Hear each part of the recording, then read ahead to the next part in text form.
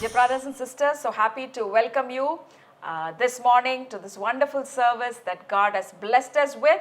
Thank you for joining Practical Christian Church. We believe that God has a great destiny for you, for your family, and in your sphere of influence. And we believe that you are blessed and you are called to be a blessing. That is our vision, to enable people live in the best that God has for them. Thank you for joining us, and we know that you will get to your destiny. There's no change in that. There is no wavering in that from God's side. And as you continue to know the truth that is being taught here, you are going to get to that best that God has for you. Shall we begin with a word of prayer? And we're also going to worship God for a few minutes. Be here with an expectation. That is what I always say. When we come together as one body in Christ Jesus, as a church, we should be here with an expectation, because our God is one who gives us an expected end. So be here this morning with an expectation that God's going to touch you. He's going to open your eyes to greater revelations of the truth, and He is going to transform things in your life. We praise you, Father, for this wonderful time. We praise you for these wonderful people and families who have joined us this morning in this online service. So Father God, I bless them in the name of Jesus. Thank you that you've enabled us to come together in your presence in this fashion, Father. Wherever they are, Father God, your delivering power and your presence is in their midst, Father God. Thank you, Jesus. We praise you. We bless this time that's ahead of us, Father. Thank you, Lord, that Lord, you're going to open our eyes of understanding to glorious revelations, Father, which is going to set us free, which is going to deliver us, which is going to take us a step forward towards the destiny and the best that you have for us, Father. We thank you. We praise you, Master. Thank you for your presence that's in our midst, which is loaded with 360-degree blessing, Father, this morning. And whoever is joining, Father God, we know that they're going to be blessed. I bless them in the name of Jesus. And as your word is being spoken from here, I speak that the Holy Spirit will minister to each one of them according to their heart's desire, according to their longings, according to what's going on in their mind, according to the Lord, the situations of their life, Father, because you are a very relevant God. You're a very practical God, Father. We thank you, Jesus. Hallelujah. And as they hear the word, Lord, your word is medicine, Father God, and it has the healing power to set everything right. And as they hear the word, they're going to be delivered of all the strife and all the disturbances in their peace and all the pains and the weaknesses and sicknesses in their body. And they're going to be delivered from any kind of lack and debt in their finances, Father God. Thank you, Jesus. We praise you, Father God. We give you the glory. Thank you, Holy Spirit, that you are here to minister to us this morning. We are here with open ears, with open hearts, and with open hands to receive from the fullness of what you are here to give us, Father. We thank you, we praise you. We commit this time into your hands. In Jesus' name we pray. Amen. Amen. So today we're going to move into the word, and thank you for joining us once again. It's going to be a blessed time. This word that you are hearing today is going to deliver you. Be with that receiving, expecting attitude, because anyone who is there with open hands, to receive from what God is here to deliver us, what God wants to give us, will receive for sure. So the receiving is from our end, and there's no wavering with God. So God is going to bless you this morning as you listen to the word. In the management world, people talk a lot about customer satisfaction. Okay, when you run a business, the primary goal of the business is to satisfy the customer, because the outcome of satisfying the customer is you're going to benefit out of it. You're going to get a profit out of it. Okay, so they talk about customer satisfaction, and in management studies they say customer satisfaction is at different levels. Okay, there are different levels of customer satisfaction, and they say the highest level of customer satisfaction is called as delight or amazement. Okay, so when a customer reaches the state of delight, what happens? suppose you go to a brand, okay, some maybe a clothing shop or whatever you're buying, and the company or the brand is able to give you a good experience in their shop, a good quality of product, and the staff there are very cordial with you, they're very helpful, okay, and you get a very good experience, and you come to this state of delight. What happens? You begin to fall in love with the brand, right? And you stay loyal from then on. When next time you want to buy a dress, you will not think of going to any other shop because you're totally convinced about this brand. And you start thinking about this brand, okay, the brand logo, the brand color, everything about the ambience of the shop where you went. All of this occupies your mind and it takes control, okay, and you are bound to go there again and again and get more benefits out of that brand, and ultimately you will go out and share your experience with others, and you will refer others to buy from this brand, the products of this brand, and you will promote this brand, right? Okay, that is what happens when you go to that place of delight. Just imagine if only you are able to delight in the Lord, what will happen? As I said, a customer who's delighted about a brand, who's satisfied about a product or a company, we saw, what all happens then on. Likewise, if only you could delight in the Lord, what will happen is you will be in love with the Lord 24/7. All that you would be meditating upon would be upon the Lord, the goodness of the Lord. You would be communicating with Him day in and day out. All your thoughts will be occupied by the thoughts of our Lord, our Father, our God, Jesus, the Holy Spirit. They would occupy your mind. And what will happen is you buy one dress from that shop, you enjoy that experience, and you go again and buy more, right? That's exactly what you will do when you delight in the Lord. You will not stop with experiencing little from the Lord, little blessing from the Lord. You will be able to go again and again and again and get a better experience of the Lord in your life. And the final outcome is you will go all out to share how good God is with people.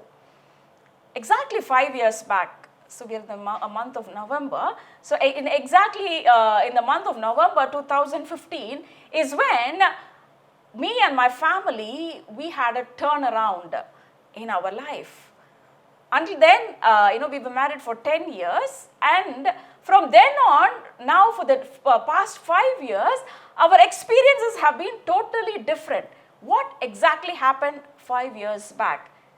5 years back, in the year 2015, towards the end of that year, we came to this state of delighting in the Lord.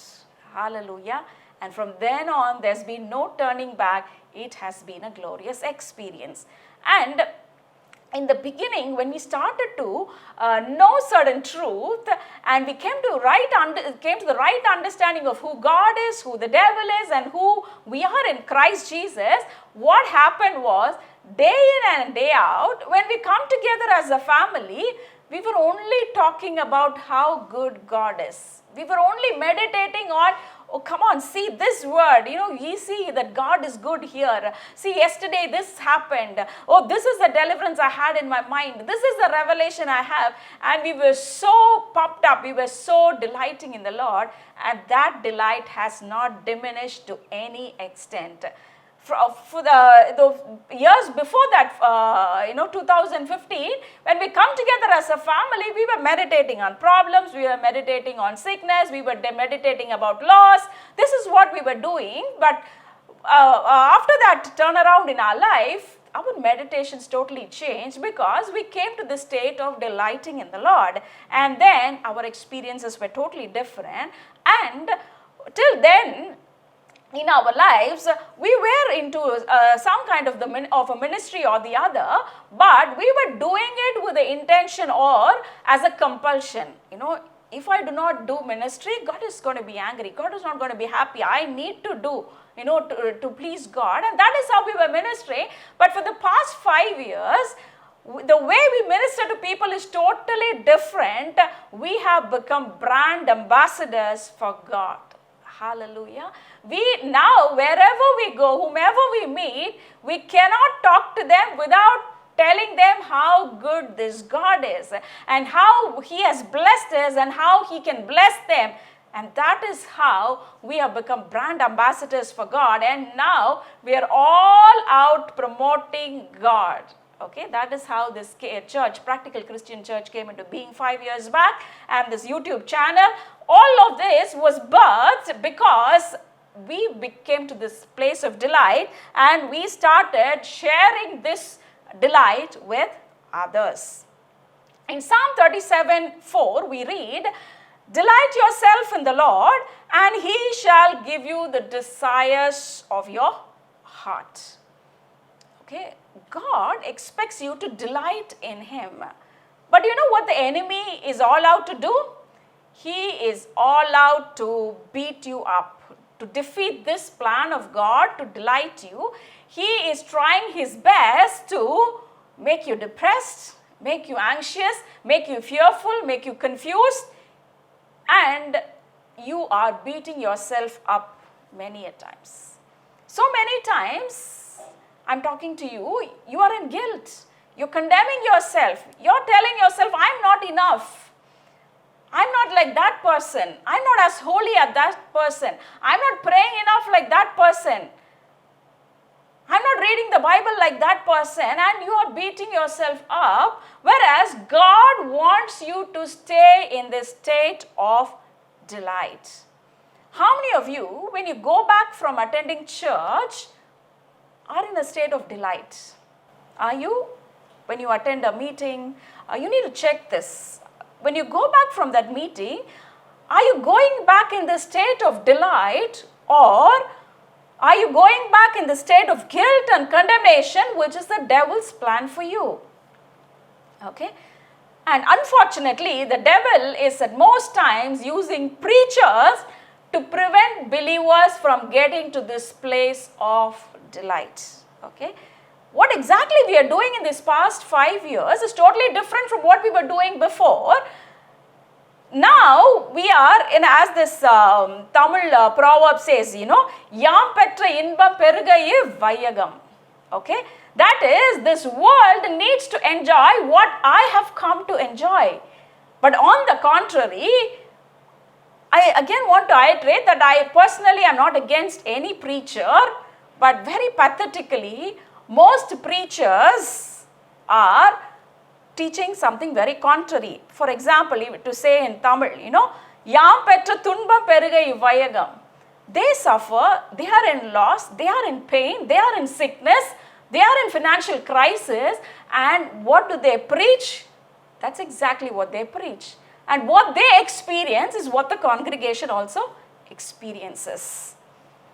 I believe God is going to open the eyes of such preachers, because the time has come for a great, revival in this world at this point of time, and they are also going to come to the knowledge of the truth, and through them a lot of people are going to be blessed. The original plan of God for man, okay, the original plan is even before He created man, or even before He created this earth. God's plans for you did not come into existence after you were born. Okay? God's plan for this year 2020 did not come after January 1st, 2020. God's plan for your life came into existence even before the foundations of this earth was laid. Even before God thought of you, He thought of creating this earth, you were on His mind. Okay? And this original plan that God had for mankind was the Garden of Eden. Okay? what is Eden? I was just going through to find out what is the exact meaning of this word Eden, okay? And what I found interestingly was Eden is called a state of great delight, a state of happiness, a state of contentment and bliss.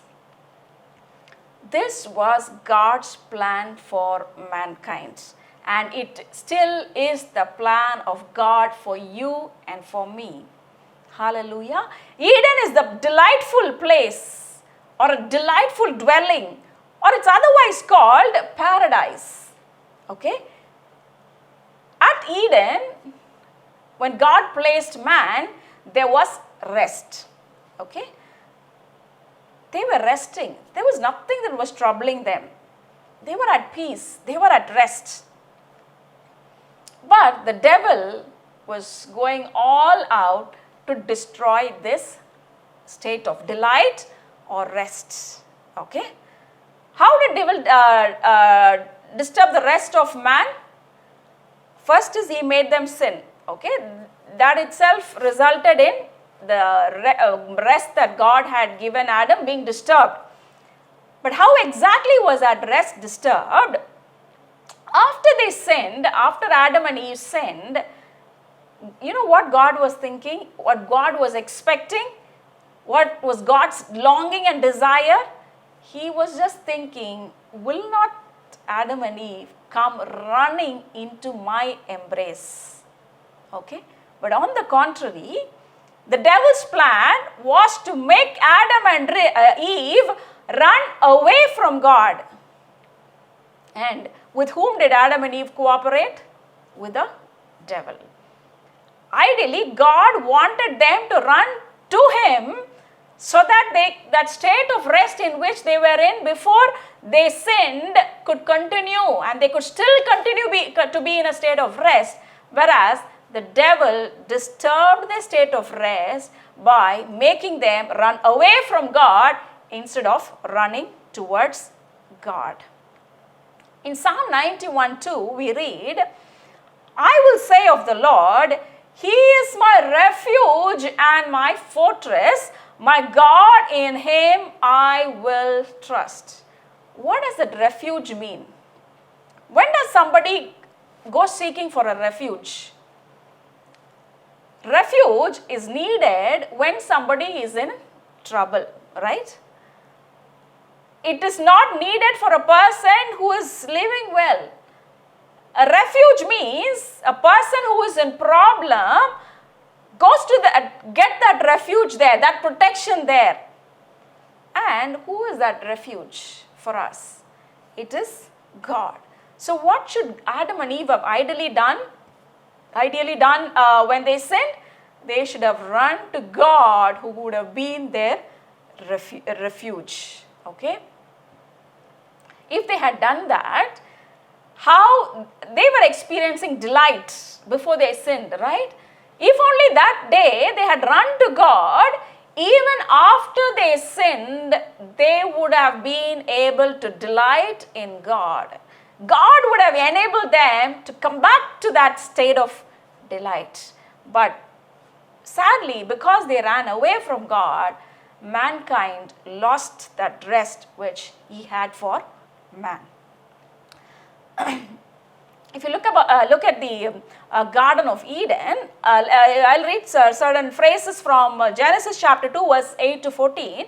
We read Genesis 2, 8 to 14. The Lord had planted a garden eastward in Eden, and there He put man whom He had formed, and out of the ground that the Lord made every tree grow that is pleasant to the sight and good for food.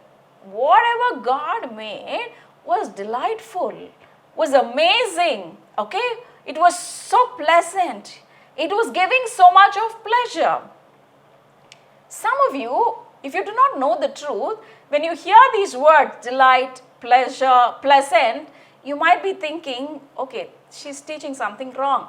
Because God is not about delight and pleasure, He is about sacrifice, okay? He is about suffering. Very sorry.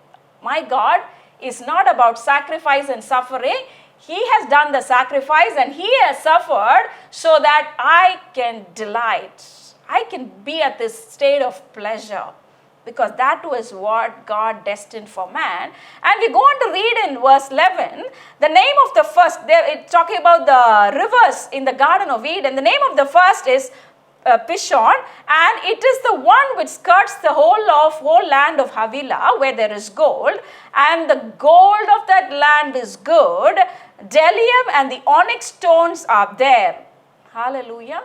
So when God created Eden, he did not make something very pathetic, some dried up, sad looking place.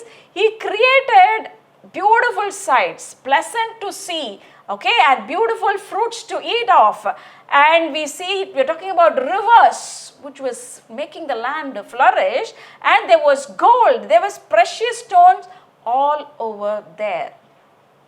That is the state in which you and I should ideally be, because that is how he created this world for you and me. And as we move on to the next verse, Genesis chapter 2 verse 15, God gave Adam and Eve a responsibility, and he told them, tend the land and keep the lands. Okay. So before sin came, what did Adam and Eve have to do? They did not have to labor. They did not have to sweat. All that they had to do was tend what was already flourishing. Today, if you are working, or if you're a student and you are studying, or if you're doing a business, or you're into a ministry, or you are taking care of your family, whatever you are doing, are you in that state of tending what is already flourishing, or you are toiling and laboring to make things flourish? We read in Psalms, delight yourself in the Lord and he will fulfill the desires of your heart. Are you having the experience of God fulfilling your heart's desires, or are you trying to fulfill your own desires? We labored as a family, okay? We labored for 10 years. We toiled for 10 years. We were sweating for 10 years with not much fruit. Their experiences was very dry. But when we came to know the truth of what is the ideal plan of God for us, for our family, and we started to grow in the knowledge of this truth, what happened was, we came to this place of just tending what was already flourishing. Because God was flourishing everything for us, and all that we had to do was take care of that. Just tend that, okay?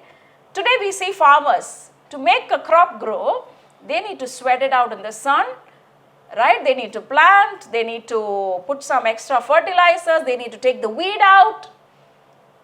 It's hard labor, right? But before sin came into this world, there was no weed, there was no thorn, there was no evil. So Adam and Eve did not have hard labor, they just had to take care of what God was already flourishing in that place. Everything was there. There was no drought, there was no lack of water, there was no lack of nutrients in the soil, right? So likewise, God wants you to come to the experience where you will not labor hard, you will not sweat it out, you will not toil, but you will just tend what God has given in your hand. Okay? This delight, this state of delight is what Jesus calls as rest. So what we are meditating today is Jesus kind of rest, or God kind of rest, okay? Enough that you have suffered.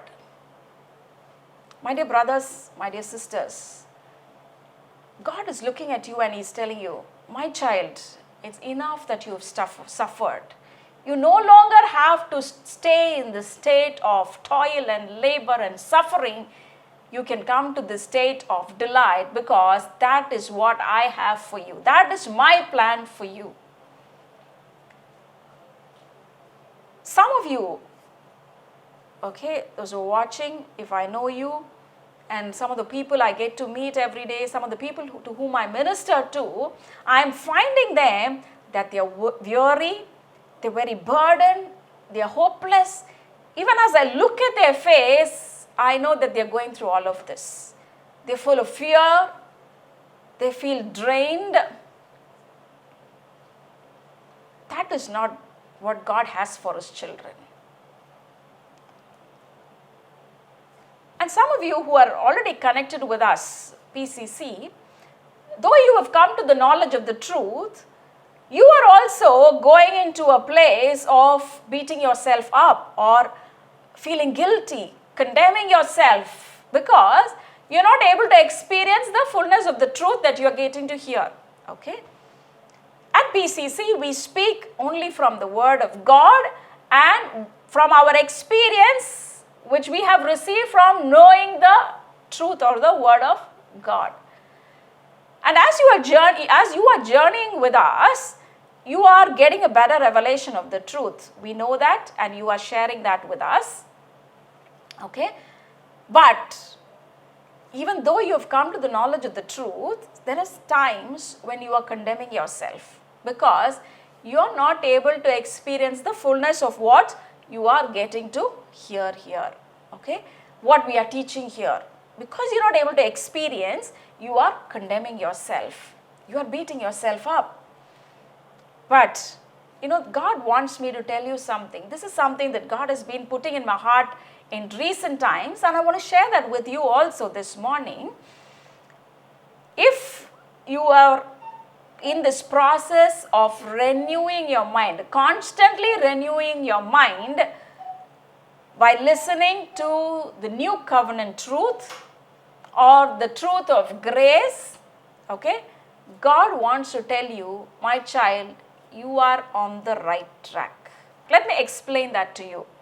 Suppose you have some sickness in your body, okay, and you try a lot of doctors to get yourself treated. And then you come to a point where when you go to a doctor, there is a little improvement, okay. You've tried many doctors, but to no avail, okay, and it hasn't helped you. And you come to a doctor who, by going to the doctor, you have started to experience a little relief, okay. And then you're a little better, but you're not completely better. What do? The next time you have that same pain, you go to that same doctor. You don't think otherwise because you've tried many doctors, you've tried many solutions, but it has not worked out. But going to this doctor has helped you a little, okay? You have seen some progress. So what do? Blindfolded, you go to this doctor, right? And then you see a little more improvement. Then the next time the pain shows up a little again, what do? You go back to the same doctor, right? Now, you have found the right solution. You have found that place of rest, and you know that by going to this doctor, you are seeing a lot of improvements, and in the course of time, you know you will be completely delivered of that sickness, okay, or that pain. So likewise, God is telling you this morning, if you are constantly renewing your mind with the truth, and you are cutting off all other noises, the noise of condemnation and guilt and not listening to all those condemning preachings, and you are meditating the word of God with this right understanding of the truth, God is telling you, you are on track. You have come on in line, okay? And it's only a little time that you're going to experience complete deliverance, or you're going to find that ideal solution that you are looking for. Whatever problem you are going through, you can find solutions in different ways. There are thousands of human solutions, okay? For your sickness, you could go to different doctors, specialists, but in the midst of all of that, we have come to know that there is a best solution, an ideal solution, which is getting delivered of all the problems just by the knowledge of the truth. Okay? So if you are in this journey and you are yet to experience the fullness of the blessing, do not give up. The devil is all out to make you give up. The devil is all out to hinder you from getting that fullness of the blessing of God. Okay? But God wants to tell you this morning, my daughter, my son, you are on track. You just need to continue to do whatever you are doing, and in a very short span of time, just round the corner is your solution. Hallelujah. So do not be discouraged. In Psalm 46:10 we read, be still and know that I am God. Some of us are yet to come to that place of being still, right? But when you can see God fighting for you, when you can see God doing things for you, when you can start experiencing the deliverance that the Word of God brings, when you start to rest. When you begin to be still, you will see God as a doing God. You will experience God as a doing God in your life. Some of you are thinking, if all my problems get solved, I will be able to be still. I will be able to rest. No, it's the other way. The moment you begin to rest, you will see that everything in your life falls in place. Everything about you will start working in your favor. You will see divine favor operating for you. When you start experiencing rest, when you start to be still, all of this falls in place. So as I teach you this morning, again I want to tell you, don't get anxious. Come on, I know I have to rest, but I'm not able to. Please do not beat yourself up. Come on, I am a useless person. I do not know how to rest like that sister. I do not know how to rest like that pastor or that preacher. Please do not beat yourself up. The devil's plan is to keep you in the state of condemnation, whereas God's plan is to keep you in that state of delight. So today we're going to see how to be still and rest. Okay? Matthew chapter 11 verse 28. We're going to see Jesus kind of rest. Matthew chapter 11, 28, Jesus says, come to me all you who labor and are heavy laden, I will give you rest. In this place of the rest that Jesus gives, he says, all who labor and are heavy laden, I will give you rest. Okay? So opposite to the rest that Jesus gives is labor and heavy burden. So when you come to this place of rest, you will no longer labor, you will no longer be carrying a heavy burden in your life. So this Jesus kind of rest is not the rest that you get after you die. Okay, like how the worldly people think, believers are also thinking that, come on, it will be good if I just die and go to heaven because there I will have rest. No, that is not the rest that we are talking about. We are talking about the God kind of rest which you can enjoy in this earth, in the midst of all the chaos that's around us, in the midst of all the storm that's around us. Okay? So it's not that RIP that we write when somebody dies, rest in peace. We are talking about the rest which you and I can enjoy in this earth as we are alive in this earth. Okay? But unfortunately, most believers are not able to experience this rest. That would sadden God's heart, right? He has done everything so that the believers can rest, but unfortunately, believers, because of the lack of knowledge of the truth, they are not able to enjoy this rest that God has for them.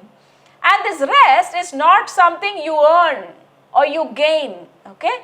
You might be thinking, if only I can pay that debt of mine, okay? If I can pay off that loan of mine, I will be able to rest, okay? If I do something, I will be able to rest. No, God kind of rest is not something that you earn, but something that Jesus has given you. That is what he says. Come to me all who labor and are heavy laden, I will give you rest. Did you and I go to Jesus? He's calling us, come to me. Did you and I go to Jesus? Yes. When we got saved, we went to Jesus, right? And he says, if you come to me, I will give you rest. That means when you accepted Jesus, when you got saved, when you believed in your heart and confessed with your mouth that Jesus is Lord and that he took your place on the cross, that he died and rose again for you, you went to him. And that very moment, Jesus gave you his rest. Okay? So it's not the rest that comes after you die, it's the rest you receive, the rest that God gives you the moment you accept Christ. Hallelujah. So you don't have to do anything to earn this rest. You just need to be the child of God and co-heirs with Christ. Hallelujah. Shall we all just raise our hands and say, I am the child of God. Repeat after me. I am the child of God. Right? You are the child of God. I am co-heirs with Christ. I am co-heirs with Christ. Hallelujah. Suppose I ask you to tell after me, I am the son of Ambani. When you say that, how will you feel? Suppose you were the son of Ambani, you will feel proud, right? You will feel happy. And I tell you, say I am the co-heir of Ambani's son, born with Ambani's son, you would be happy to say, right? But we are at a greater privilege. We are at a greater position. We are the children of the living God. You are a child of the living God and you are co-heirs with Christ. What a great standing God has given us. So because you are the child of God and you are co-heirs with Christ, this rest is your property. You are entitled to this rest. Hallelujah. So Jesus has given that rest to you in fullness. Like how he enjoyed rest. How did Jesus enjoy rest? The best example, so many examples we can take from the life of Jesus. The best example of how Jesus rested is in that place where in the midst of the storm, what was Jesus doing? In Mark chapter 4 verse 38 we read, but he was in the stern asleep on a pillow. And they woke him and said to him, Teacher, do you not care that we are perishing? Okay. What was the kind of rest that Jesus was enjoying? In the midst of the storm, the boat in which they were traveling was being tossed about. Maybe water was coming in. But what was Jesus doing? He was sleeping, not just sleeping, he was sleeping with a pillow. He was in deep rest. Hallelujah. This is the kind of rest that God wants you to enjoy, and this rest is not the last experience of a believer's life, it's the first experience of a believer's life. But unfortunately, devil has deceived believers so much, and I was deceived for more than 15 years of my Christian life. As a believer, I did not enjoy this rest. Okay, whereas I was entitled to this rest right from the beginning, right from day one of my salvation. That should have been my first experience. But God has been so good that he has brought me to this place of, he has enabled me, opened my eyes to this truth and enabled me to enjoy this experience, this rest, even though it's late, better late than never. So that is what God wants you to do. It's okay. It's maybe in some of your lives you're thinking it's already late, but doesn't matter. For God, time and age are not a factors. Hallelujah. It's time that you come to this place of rest. The worldly pattern is sweating and possessing. Okay. What is the worldly pattern? Sweating or fighting and possessing. You know what the kingdom pattern is? Resting and possessing. Hallelujah. When God wanted to take the Israelites out of Egypt, what did God ask them to do? He asked them to wear all the armor and everything, get the sword ready, and he told them, sit and eat while I deliver you. Were they delivered? Yes, they were delivered. How did they deliver? They did not have to fight. They all just had to get ready and sit and eat. And God fought the battle for them. They just had to be still and see God doing things for them. That is the kind of rest that God wants you to enjoy, and so you are entitled to rest and possess. You know why you and I can rest? It's because Jesus finished everything on the cross. Everything that was hindering us from resting, everything that was disturbing our rest, Jesus finished on the cross. Hallelujah. When he said in John chapter 19:30, we read, so when Jesus had received the sour wine, he said, it is finished. And bowing his head, he gave up his spirit. When Jesus said it is finished, all of the things that are hindering your rest were finished. There is nothing against you today. Hallelujah. You need to know this. You need to hear this. All the more you need to hear this.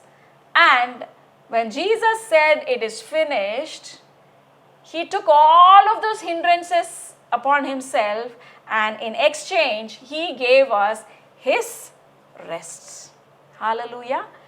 If you are not enjoying rest today, don't feel condemned. It is just that you do not have the knowledge of the truth, or you need to grow in this knowledge of the truth. That's all. It's very simple. The solution with God is always simple. Hallelujah. When you look at the life of Jesus, he has preached in so many places. In how many places did he go and preach to the people and say, how many hours did you pray this morning? Did he ask? How many hours did you read the law? Did he ask? How many days did you fast? How many all-night prayers did you do? No.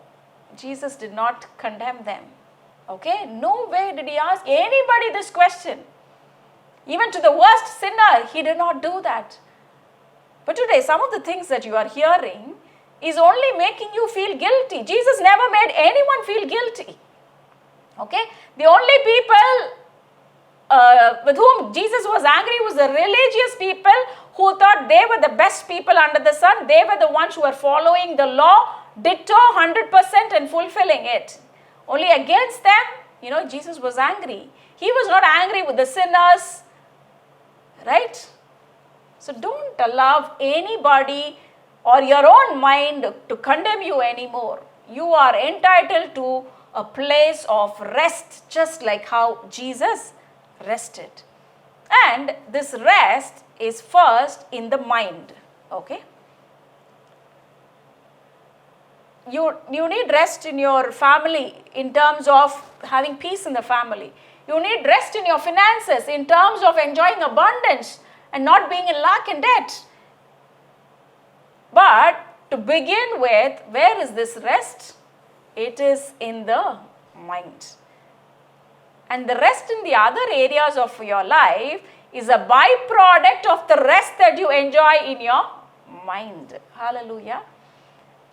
When Jesus lived on this earth, he did not have to constantly think, oh, if I do this, is God happy with me? If I talk to this person, is God happy? Is God going to be happy with me? Or is going to be angry with me? Or is he going to punish me? Okay? If I do not do this, is God going to be angry with me? Jesus did not have that burden at all. He was at rest, complete rest. Hallelujah. That is the kind of rest that God wants you to enjoy. That rest is first in the mind. Before I came to know the truth, I was in this restless state at all times. Okay, anything I do, I would be pricked. Okay, oh, is this right or wrong? Is this what I do is going to please God or not? If I do this, is God going to be angry with me? If I do this today, tomorrow will God make me fail in the exam? So this kind of constant fear was there in me. I was not able to rest. But Jesus was never in this state. In his mind, he was always at rest. So the byproduct or the result was everything he did prospered. He was always in the state of delight, as we read in Psalm. Delight in the Lord and He will give you the desires of your heart. When Jesus had to feed 5,000 people, He was at rest. Right? When He was in the midst of the storm, He was at rest. Because this rest is first in your mind. You need to know that you are legally entitled to this rest in your mind first. And that comes as a result of knowing the truth and getting a better understanding and the right understanding of God. So what do doctors say when you go for some sicknesses? They say, this sickness, sometimes some skin problems or diabetes, they say it's a result of the stress that you're going through in your mind. Don't stress yourself too much. They tell us that we shouldn't stress. But the world does not have a permanent solution for how to rest or how to be stress-free. There is no permanent solution that the world can provide, because as we read, Jesus says, I will give you rest. Only He can give you rest. Nothing on this earth can give you that ideal, complete rest. Okay? So even the worldly doctors say, all the problems in your body is because of what you're going through in your mind. So at first, you need to experience this rest in your mind. Do not condemn yourself. Do not make yourself feel guilty. Know that God loves you just as you are. Know that He is 100% happy and satisfied with you. When Jesus came out of the river of Jordan, after taking baptism, what did God say? This is my beloved Son in whom I am well pleased. You know what? God was not telling that about just Jesus. He was telling about you, who is the co-heir of Jesus, co-heir of Christ, that I am pleased with you. You are my son, you are my daughter, and I am pleased with you. Some of you need to hear this morning. You're into so much of guilt. You're condemning yourself. You're blaming yourself for a lot of things that you're going through. God is telling you, my child, I'm 100% happy with you. I am completely satisfied about you. I love you just as you are. You are my beloved child. Hallelujah. You need to hear this again and again. Listen to such teachings. The more you hear this, first you will begin to rest, or you will come to that place of delight, and you will see that everything about your life will turn right side up. I can challenge you. If only you could do this consistently, your life cannot but change. Hallelujah. And this rest that Jesus gives is complete and it is permanent. You need to understand this. You shouldn't be assuming that, okay, at some time I will have rest, then again problems will come. No. This rest that Jesus gives you is complete and it is permanent. You need to hear this and you need to believe this. Hallelujah. Don't think that you will have the rest for some time and then you will go into trouble, your mind will be disturbed, and then again you need to come into this rest. No, you don't have to have such an experience. Maybe now you are in such an experience, but you are on track. As long as you are hearing the truth, you will come to a place where your rest will be complete and it will be permanent. It will not be changed by external circumstances. That's how Jesus rested, right? Nothing around Him could disturb His peace. Hallelujah. The storm was around Jesus. It didn't go through Jesus. Likewise, you will come to a place of rest. You can come to a place of rest where nothing around you will disturb your rest. The Israelites, God had promised them rest. Hallelujah. What kind of rest? He promised them a land flowing with milk and honey where they could rest completely. Okay? And they didn't have to think in their mind about what they will eat tomorrow, what they will clothe themselves with, how they will take care of the family, where their family will take shelter. None of that they had to think of. God had promised them such a place of rest. But sadly, you know what happened? These Israelites who came out of Egypt, they thought the rest that God promised them was just escaping from Egypt. They limited the promise of God to so little. When God had promised them so much, they limited that promise or that blessing of God to just thinking that, Appa, we are out of Egypt, that's enough. That is the rest that God has given us. That is the rest that God had promised us. Oh, they limited God in their mind. And unfortunately, so many of them did not get to that promised land which God had given them. Okay, so likewise, believers today also, how do they see rest? They think rest means just escaping from hell. But when I'm saved, I know I'm out of hell. I'm not going to hell. That's all. That is the rest that God has given me. From now to getting to heaven, it's okay. Even if I struggle, it's okay. God wants me to suffer. God wants me to sacrifice. God wants me to struggle. It's okay. I can somehow manage and somehow get to heaven. No. God wanted the Israelites to be out of Egypt. He wanted them to enjoy the journey. He wanted the journey to be very short, effortless and quick. And He wanted them to enjoy the journey. And He also wanted them to enjoy the promised land. Likewise, believers, we need to be out of the devil's kingdom during salvation and not just struggle and get to heaven. No, God wants you to enjoy this journey. Your life journey on this earth, God wants you to be in a state of delight. Hallelujah. He wants you to rest and possess things. Like the Israelites, please do not miss out on the promised land. Please do not miss out on the destiny that God has for you. Please do not miss out the best that God has for you by accommodating a lot of lies of the devil that you're not sufficient enough, you're not good enough, you're not doing enough. No, this rest you are entitled to the moment you believe Jesus. You don't have to do anything more to enjoy this rest. And how this rest helps is, the moment you come to the understanding of the state of rest and of delight and you step into it, from then on, like I said, customer satisfaction, you become loyal to this brand Jesus. Hallelujah.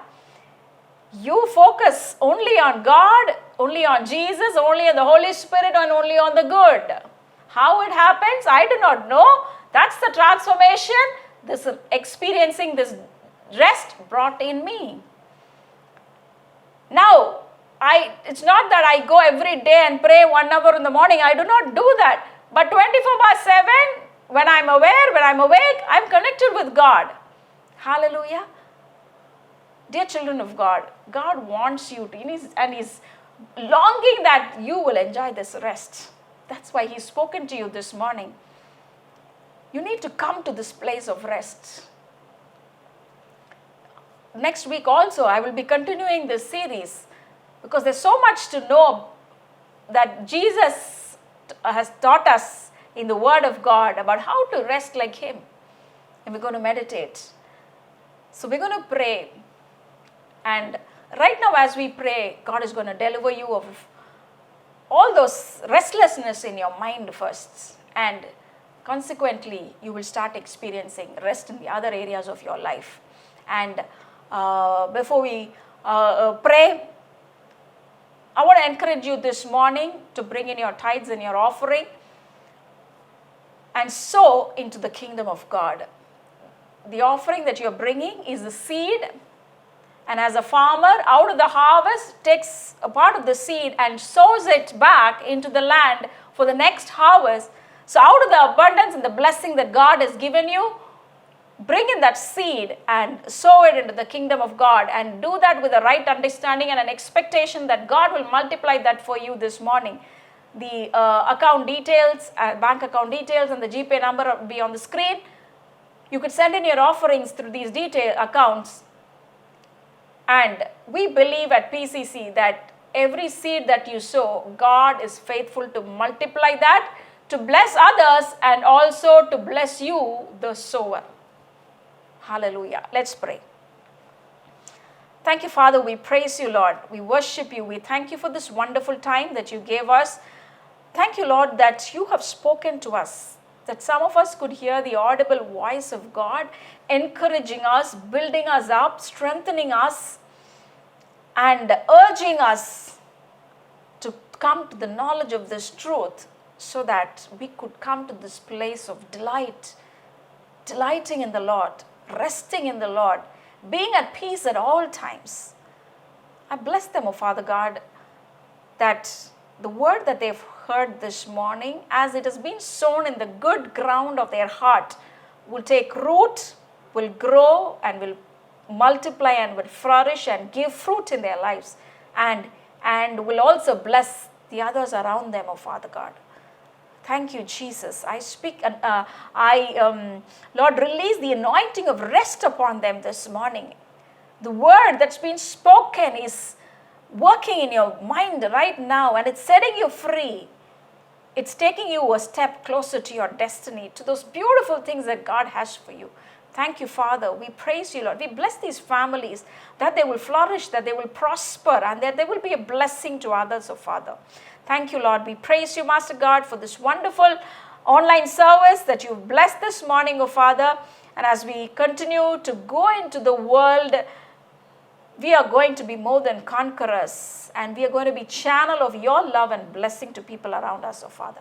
Thank you, and we praise you. In Jesus' name we pray. Amen. Join with me as we say, bless the Lord, O my soul, and all that is within me. Bless his holy name. Bless the Lord, O my soul, and forget not all his benefits. Amen. Amen. Thank you for joining us. Looking forward to minister to you next Sunday. Thank you.